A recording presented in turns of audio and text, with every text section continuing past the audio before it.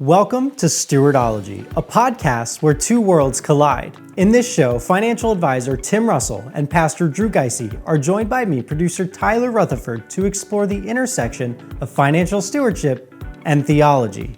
Their unique perspectives help Christians and churches understand and apply a biblical framework for everyday financial decisions so Christians everywhere can grow in their walk with Christ through biblical stewardship.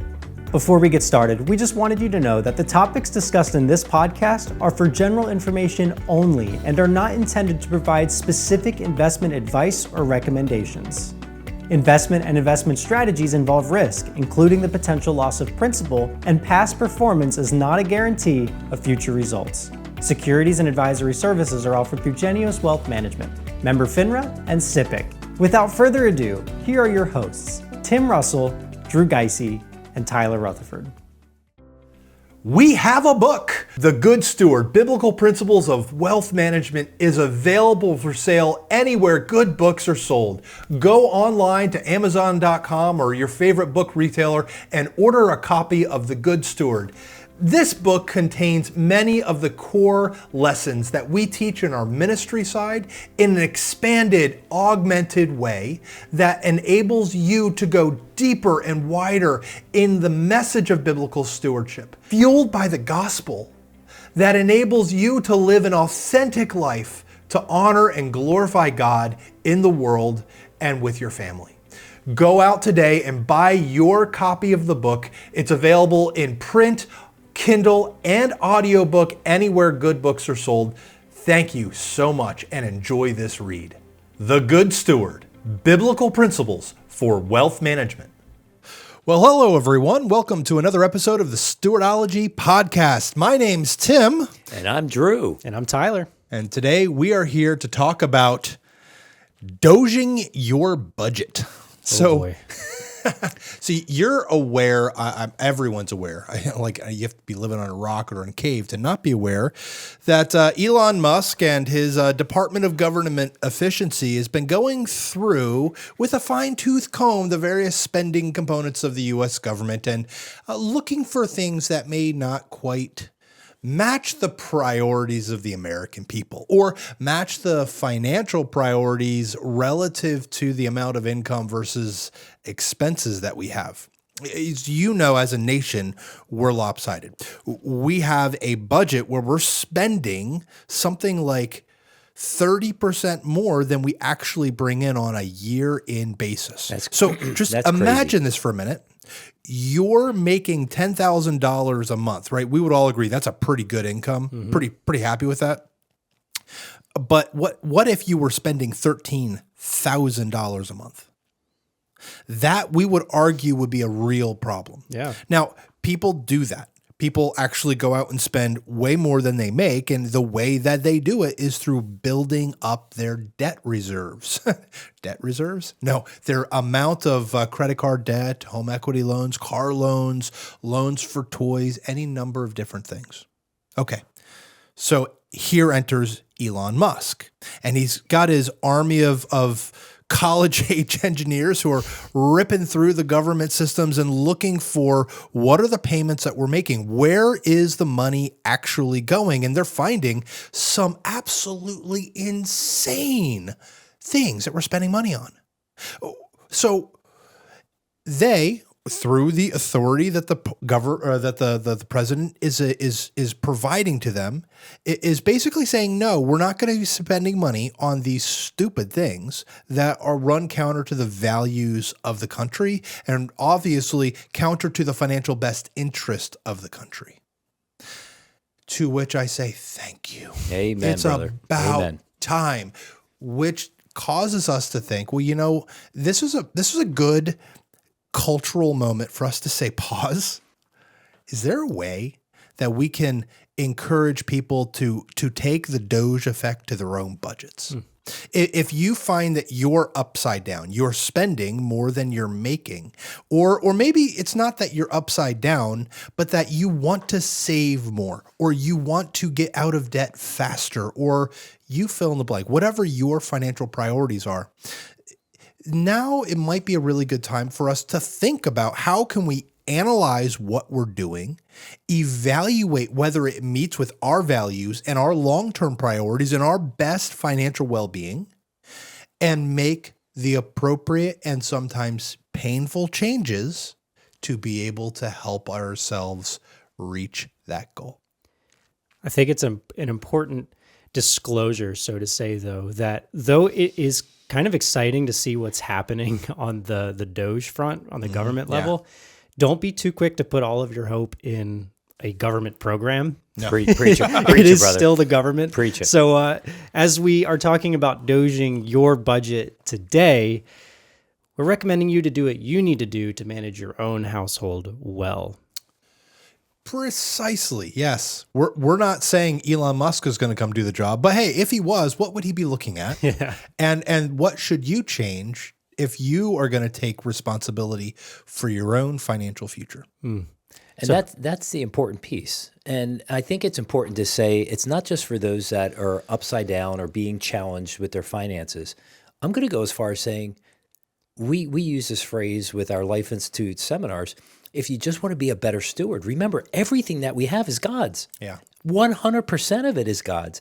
So now how can we take and use what God has put into our care for better purposes and care for it in a way that he would want us to care for it? And I think that's an important. So to think that it's just to get out of debt or kind of just do like a minor realignment, maybe it's, I want to honor God with what is put before me. Well, that's a really good point.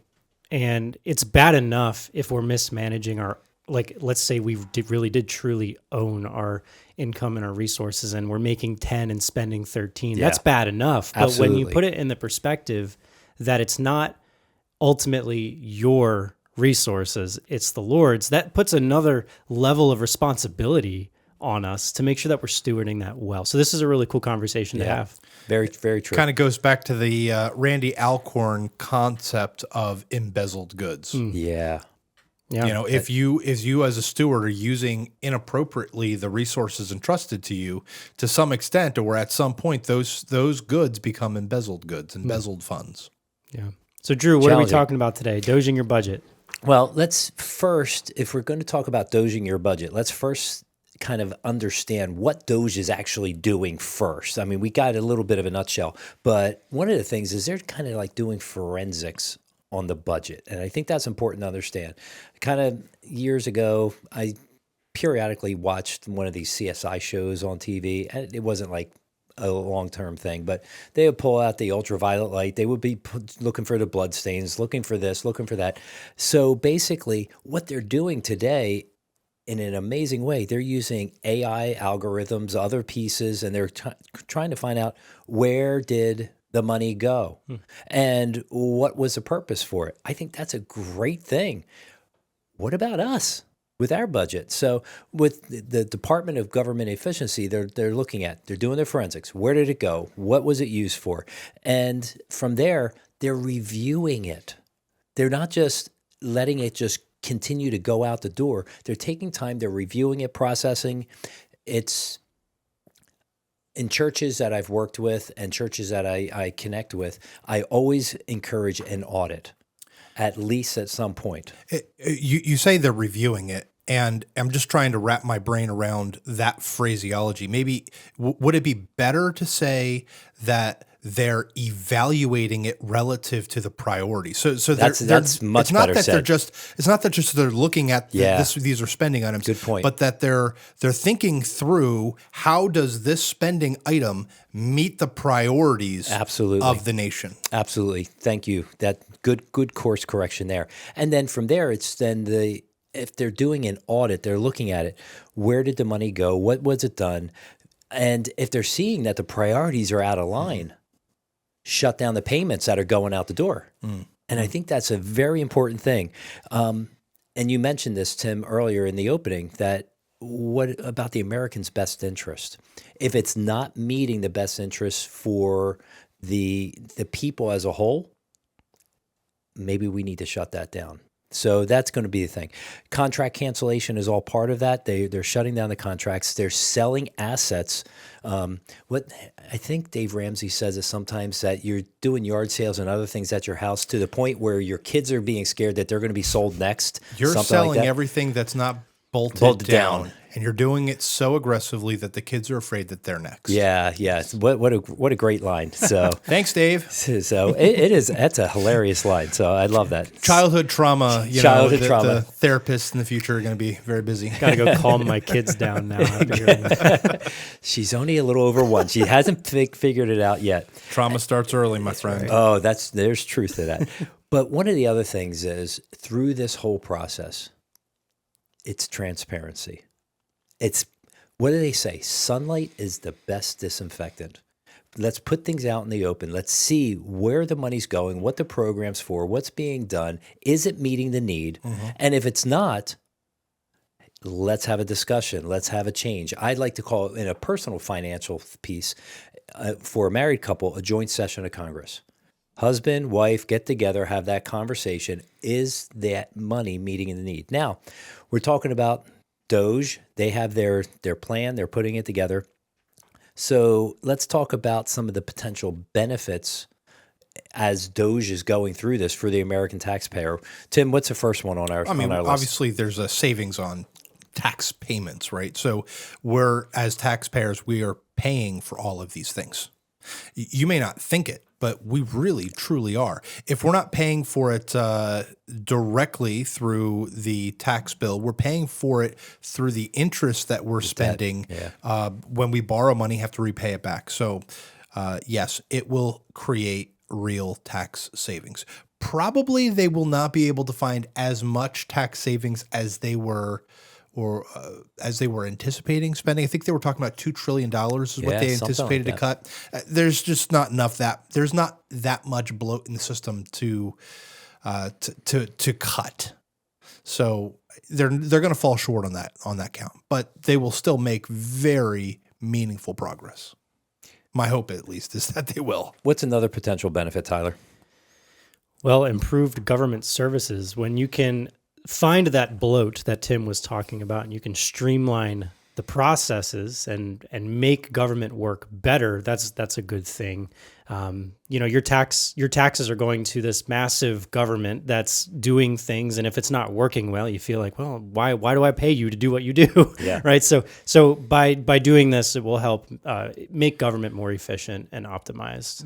That's going to come in pretty spotty ways, because on one level they may have to cut a particular department or a particular group, which is going to impact quote unquote service or speed or whatever, in order to focus on the core offerings, the core service offerings of the government. And I really cringe to say service offerings because the government almost always takes, it almost never serves.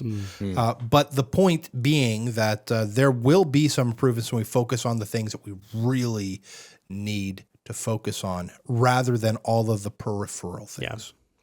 So I guess how this translates then to our own personal budgets is our goal is to make our own budgets more efficient and to optimize our own spending plans and to make sure that the way that our family's finances are operating is good and not defunct. So Drew, get us started on this conversation. How do we move in this direction? Well, I think I kind of touched on it earlier. I'd like us to use this concept of DOGE, and first of all, the big piece is forensics of your budget. So take a deep look at what's going on with your finances. From there, you may need to do some contract cancellation. What do I mean by that? Do we really need 13 subscriptions to specifically streaming services? Do we really need 7.8 thousand movie streams in a moment? Do we really need that much? So maybe some contract cancellations, or maybe it's that gym membership that you bought 4 years ago that you only been there twice. Maybe we need to rethink that. What about asset sales? Thinking about asset sales, what do you have that is collecting dust? Yeah. That is a big thing. If you have that, I meet guys all the time that have motorcycles, but they haven't started them up in years and they're just parked in the garage. I get that. I understand that. I don't want to get rid of it, but maybe it's time to move it out. And it may be that boat or something else. It could be dumb things too. Like I'm getting ready to move myself, and I found these little stadium replicas from old Philadelphia Phillies ballparks. And I'm like, these things they're so dusty. No one's going to want them. But you know what? I'll put it on Marketplace and see what happens. I'm getting like $50 a piece for these. Serious. Things. So do it. Sell what's not making a good use of your space. Yeah. And I think that's an important thing. Liquidate some of those assets, those things that and sometimes you don't know what the value is. And let's just move things out. And again, within the couple, there's tendency that I have seen through the years of working with Life Institute and as a pastor, many people tried to hide money from their spouse, from their family. And there needs to be an openness and honesty when it comes to money. There can't be any secret bank accounts or hidden money, cash stashed away for my play, but my spouse or family doesn't know about it. It's got to be out in the open. So let's take this kind of idea and shift this DOGE framework, and let's use a creative little acronym and kind of bring this thing out. So, Tyler, what's our first acronym of our DOGing our own personal budgets? Yeah, bear with us on this.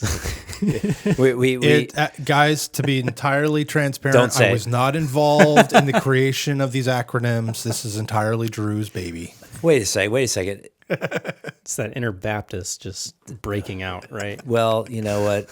Yes, it was, because I was at a non-denominational church for a long time. So repressed. The first letter in DOGE is D, and so we assigned that to discipline. Yeah. So a strong budget starts with discipline. And for some people, the hardest part is actually building the budget that's going to work for them and sticking with it. Creating it on a spreadsheet might be easy, but actually doing the work to stick to it and the discipline to not spend more than you should on certain categories is really, really hard. So there are a couple ways to build discipline. Drew, I really liked your transparency comment. Be honest with not only your spouse, but be honest with yourself. Yeah. And sometimes that could be even harder. But another way is to automate your savings and your bill payments. And I was just going to leave it at that, but Drew had mentioned he wanted me to talk about how I do that with my budget. Would you? Because we had this discussion earlier, and I thought it would be really good for our listeners to kind of grab a hold of it in real life. Yeah. So when I first started living on my own, I had all the bills coming out of my checking account, all manual payments, and it was like just so annoying to have to go in every other day or whenever these bills were coming out to manually do it. I was like terrified of missing a payment because I didn't want to be that guy. We work at a stewardship organization, didn't want to be missing my bill payments. Sure. But so what I did is I opened a joint checking account now with my wife. There's a joint checking account that all that's for is bills. It's all it's for. And when we created our budget, we calculated how much money needs to go into that bills account for all of our bills expenses. I even put our tithing in there just to make sure it happens, right? So giving to the Lord, we got our student loan payments, rent payments, utility bills, all of that stuff gets calculated and put in there. And then we each went to our employers, to our payroll people, and said, I want you to put this amount, I want that to go to that account. So I don't even see it. And it just covers the bills. It's automatic. We're never going to miss a bill payment. Ever. We're never going to miss a bill payment. Because they're all automated. It's automated. It goes without us even seeing it. Now, there's a couple of things that I do manually because I like to see it happen. Sure. Like rent. I like to make sure it happens and that kind of stuff. But if you're looking to stop the bleeding, automating this kind of stuff can really help, right? And even for your savings, you can do the same thing with a savings account, right? Go to your payroll people, especially if you're doing direct deposit, you can typically split your paychecks among different accounts. So you could have one for bills, have one for savings, and then other accounts, whether it's your grocery money or something like that. For some people like me, I work in a very compartmentalized space. I like things to be organized. I like my boxes. It's helpful. It's so helpful. It can help you stop the bleeding. And with for my wife and I, this really helps keep things transparent because we know exactly how much is going to certain accounts. And when something leaves, we know exactly what that is. And if something leaves and it wasn't supposed to leave, all right, well, what was that? Flag it. Yeah. How can we avoid that next time? And it's super helpful. So how does this connect to scripture? I think it was important. We came across Proverbs 21:5. It says, the plans of the diligent lead surely to abundance. And so as we think about being diligent in our finances, knowing your flocks and your herds, knowing where everything's going, I think it's super important. Discipline is a key to a strong budget. And it's interesting. The Hebrew word for plans literally means create a design. That's what we're doing with our budget. We're creating a design of how we're going to steward what God has put into our care. So we're creating that and not just creating it and walking away. That's the important thing is we now need to implement it.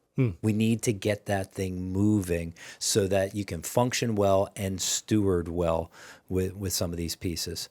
So Tim, I want you to jump in. What's the next one in here? Well, if we're going to go with these acronyms, then Yes, we are. O Yes, we is are. for opportunity. So we've got, let's see, what is our first one? Discipline. The second here is opportunity.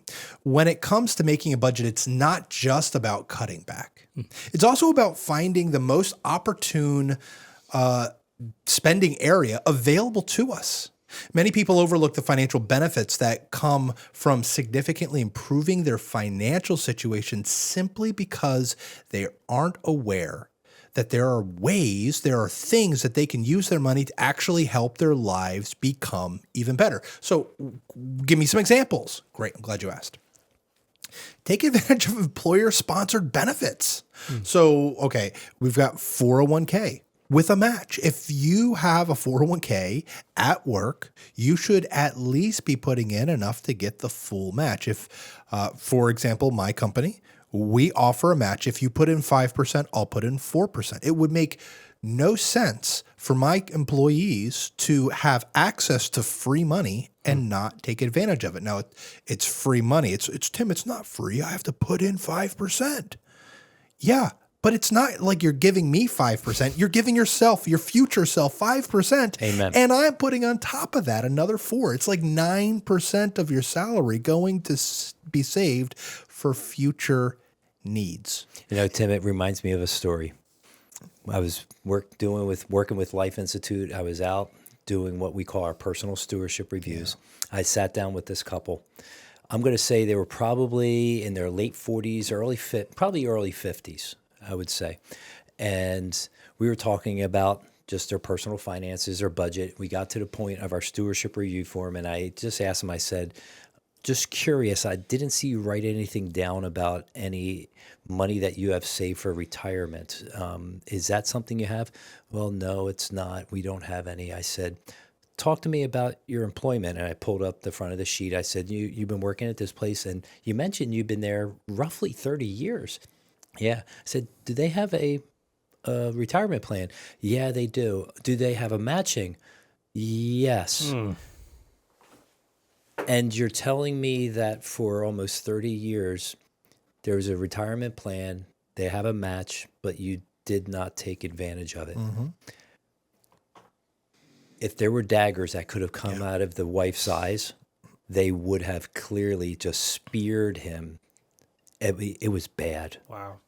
I'm talking we're talking like total deflation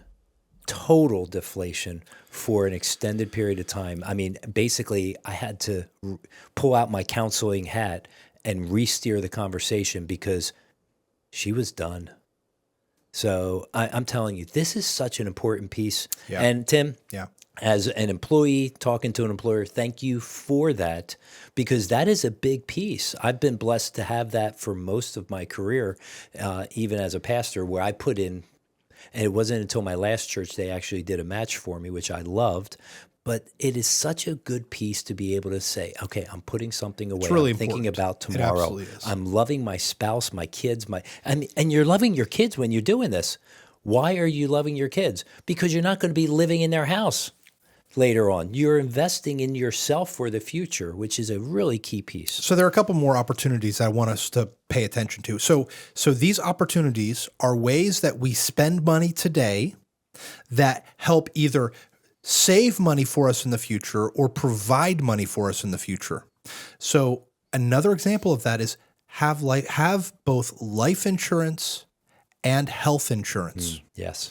If you are married, you need to have insurance on each spouse that makes income to replace that income if they were to pass away before you were ready. So it is I call it or consider it an investment of sorts to be able to have affordable life insurance that will help protect your family from the economic disaster of a premature death. Second, obviously, with that same vein, is health insurance. You really should have health insurance. There should be no reason not to. If you have a significant medical event, if you develop an illness or disease, God forbid you contract cancer, without insurance, your family will be left destitute. So it's critically important that you take advantage of the financial instruments that are available to us today by having the right kinds of insurances. And I could also go on to say there are other kinds of investments that may be more like on the luxury end of the spectrum. If you're barely subsisting, right? If your income and your expenses are so close together, you have no margin, you don't have room to make some of the next investments, the opportunities that I'm suggesting. But investing in your health, we talked about canceling that gym membership. I actually would go the opposite direction. If you need to get your health in order, this is actually a personal goal that I've written down for myself. I have a gym membership. I'm going to the gym. I need more accountability, not less. One of my goals this year is actually to hire a personal trainer. Wow. So that I have accountability. It costs me more, but it helps me get more out of what I'm doing with my own physical fitness. You can do that with your diet, whether you're going to try to eat more healthfully. If you eat more healthfully, it's going to cost more. I'm sorry, but if you buy the processed foods, it's super cheap, but it's really terrible for your health.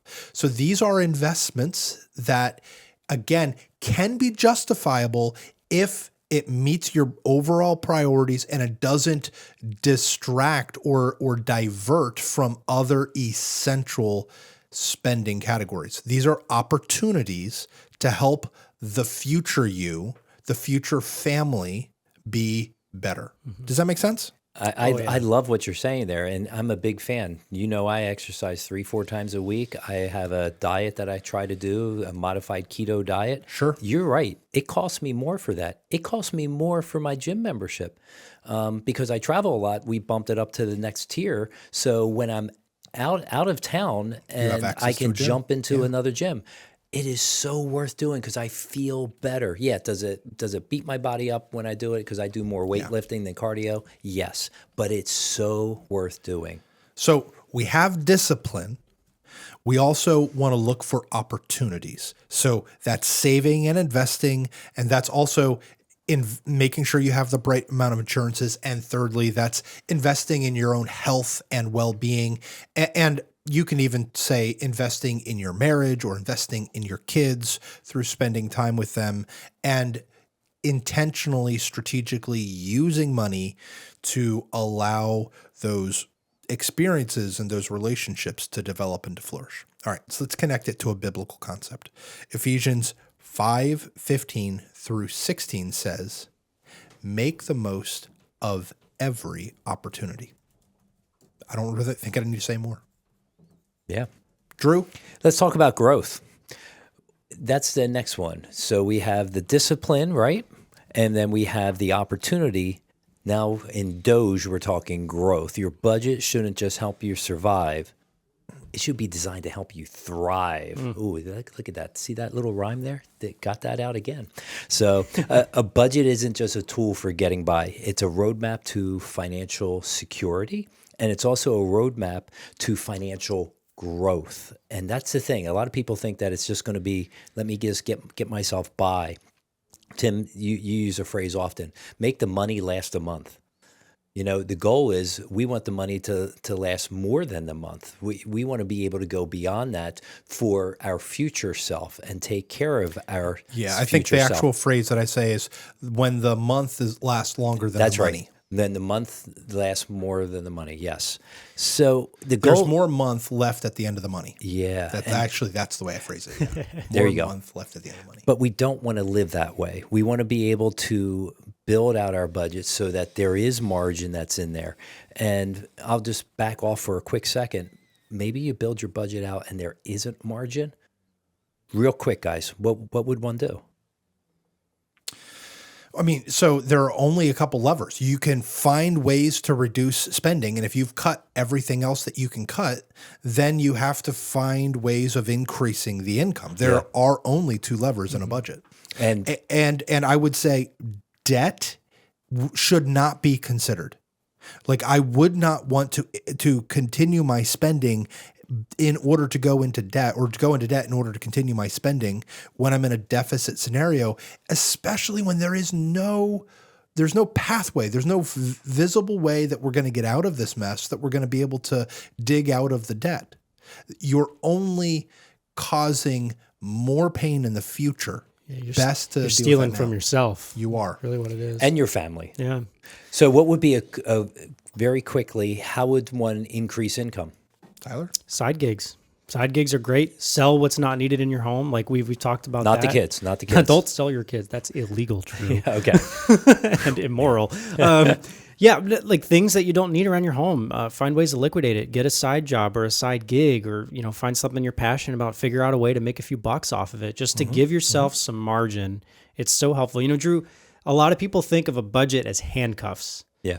A lot of people think that it's just restraining them. It's not letting me do what I want to do, so I don't like it. But really, a budget is freedom. Amen. Because it gives you a plan to move forward without compromising your future self by plummeting into debt and doing all of that. So budgets they're not a 4-letter word. It's actually 6 or 7. But anyway, you know what I'm saying. But the goal is as we do this, we got to increase our savings, and you got to start small, stretch yourself out a little bit, and you just need to gradually grow those savings. Tim, where would somebody put those savings? Right off the top of your head, where would somebody put savings? I mean, it really depends on where they are in their savings stack. Start short term, bank. Build your emergency reserves. Keep your cash flow on hand. You build short before long. But a high yield savings account, right? Oh, yeah, absolutely. You want it to be available, and then you want it to be functioning for you and earning some amount of interest if it's available for you. Yeah. What would one do after that? They've got some banked money.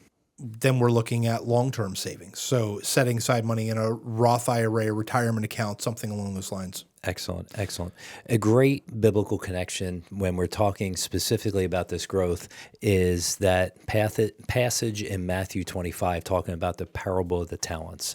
We need to take and we need to make sure that what is given to us, that we are using it well. We're seeing some growth happen with it. We don't want to be like the one gentleman who took it and hid it, and it actually lost value. Mm-hmm.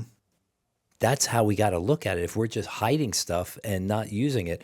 So let's take it, let's invest it, let's put it to work, make your money work for you instead of you always having to work for your money. So that's this idea of growth. Let's get some growth happening. But let's look at the next one, and that is E in our DOGE of your budget. Tyler, what do we have? Efficiency. Yeah. It's like the only one that has the same word as the acronym. Yeah. Department of Government Efficiency. But a good budget isn't just about knowing where your money's going. I mean, that's certainly a good start, right? But it's also about making every dollar work smarter. It's about stewardship, really. Yeah. We want to eliminate the wasteful spending. We want to automate things and make smart decisions. And we want to find ways to reduce the unnecessary costs that might be dragging us down in more ways than we realize. All those little subscriptions that are $4 a month, $9 a month, they add up, right? And that can surmount to something that you'd be surprised at when you look at in its entirety. So we want to look at efficiency. The more efficiently you manage accounts, small accounts, large accounts, the better you'll be at handling any blessings that come in the future. Drew, there's a few tools that we like to recommend. What are they? Yeah, I've seen some people use an app or a program called YNAB. You need a budget. Every dollar is another one. Well, I will tell you, in all my years of being part of Life Institute, I have not, until this past week, seen one person use it in the proper and right way. Most people are using these online apps and websites and stuff. They're using it to track their spending, but not build a budget. They're just knowing where things are going. I finally met, it was a brother and sister, and the sister came in first. She is using this budgeting tool in the fullest way, and she was educating me. I loved it. I loved and later on that day or that evening, her brother and his wife came in, and he's showing me what they're doing. But I will tell you, most everybody, they're using these online tools or these apps to just show where their spending is going instead of budgeting where they want it to go. Big difference between the two. So YNAB, you need a budget. I will tell you, my wife and I, for 30 years, we use pencil and paper. We bought a budget book. They still work well today. We transitioned to this new thing called an Excel spreadsheet some years ago. This new thing. It was. We just did it like 9 years ago. But that spreadsheet has so helped us kind of keep our ducks in line and keep them going in that right direction. So those are some of the things that are there. There's a lot of tools that are out there. In fact, I would encourage you, if you got questions about those, reach out to us. We can kind of shoot some stuff on over and maybe dialogue, get on a phone call. We would love to be able to help you find the right tool that fits you and your personality. We even have a tool for you to use. We have a budget spreadsheet that we've built for you to use that is based on our 5 biblical financial priority framework. So that can also be a great tool to get you moving in the right direction. And if they go to lifeinstitute.org/resources, they can download it right there. And Stewardology. Stewardology under the resources tab? Yes, sir. There we go. So what are some of the other pieces that we can do here to actually bring efficiency, Tyler? Oh, one thing that I've done, because Tim and Drew, you both are on your fitness journey. I'm on the same journey. For the past few years, I've been on one is meal planning and actually meal prepping beforehand. You'd be surprised at how much extra food that you buy that you don't actually eat throughout the week if you're not specifically planning on when I'm going to eat this thing. Right. So my wife and I, we like to keep a tight ship. By the end of the week, there's nothing in the fridge, but we meal plan and meal prep. So even on some like maybe Saturdays or Sundays or Monday mornings, my wife will sit down and make a bunch of food for us to eat throughout the week. And we make the best use of that. And it saves us money on groceries. It really does. It not only saves us money on groceries, but it saves us calories that we don't need. So efficiency, good thing. I think that's kind of where I'm failing is I am going and I'm buying things for food, for groceries, for meals, but not thinking about how and when I'm going to use it or how and when I'm going to process it, freeze it, save it, whatever. I bought a big old piece of like a pork tenderloin, like a big one, Yum. Got it at Costco. And I was planning on just cutting it up into thin, like pork chop type things and freezing it. And 4 weeks later, it's still sitting in my fridge and it probably just needs to go in the garbage. But it's a complete waste. It was a complete waste because I did not plan the next step. And our life was busy and yada, yada, excuses. I got lots of excuses. Sure. None of them any good. Yeah. It helps to, before we go grocery shopping, we say it all the time, fill the menu, not the pantry. Yeah. And I think that's a really helpful piece of advice. One other thing to bring into this idea of efficiency is we all have bills that we have that kind of creep up on us at times. It could be automotive, insurance. It can be your internet, cable TV if you have it, some of those pieces. Maybe it's time to pick up the phone and negotiate. See what kind of better deals are out there. I live out in the countryside. When I first moved there, it was Comcast only was the only option that you could have for internet. That's it.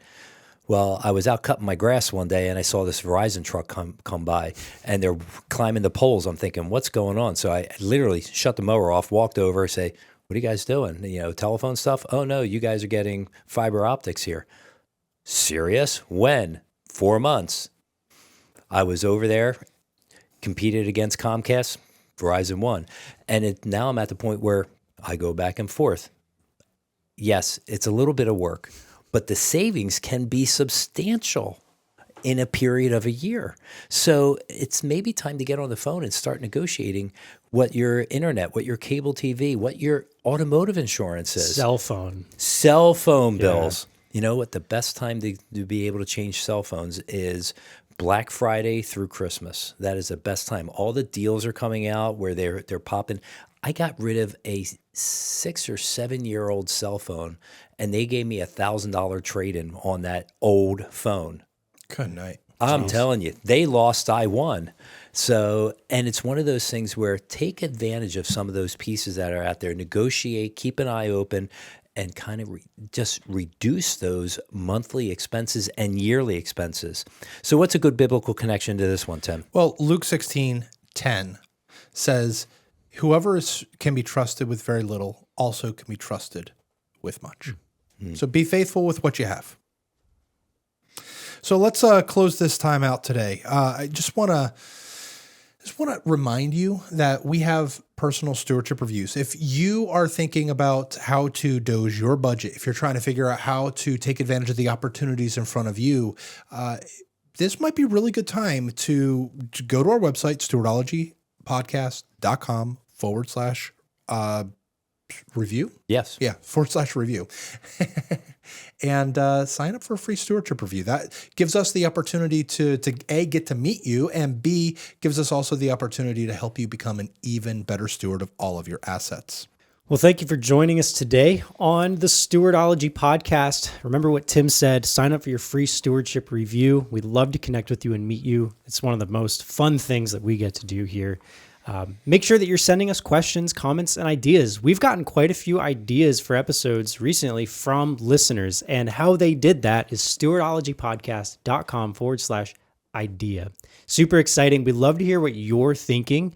And if you submit an idea or an idea for an episode and you say, this will be helpful for me, even my friends in my church, that's the kind of stuff we jump on right away. So we're excited to do that. Consider giving us a podcast review wherever you stream this show, Apple Podcasts, Spotify, wherever. Leave us 5 stars. Let us know what you think in the comments. And of course, visit our website, stewardologypodcast.com, for other helpful resources, all of the show notes, and everything else we do attached to this show. So thank you, God bless, and remember, DOGE your budget. See you next time. Thanks for joining us on the Stewardology Podcast, where financial stewardship and theology meet. We'd like to help you take your next steps in biblical financial stewardship. Subscribe in your podcast provider to get the newest episode delivered to you every week. Leave a 5-star rating and review to help new listeners find the show. Take advantage of your free personal stewardship review at stewardologypodcast.com/review. Be sure to follow us on social media and visit our website at stewardologypodcast.com for tons of free resources and hundreds of free episodes. You can also leave episode ideas at stewardologypodcast.com/idea.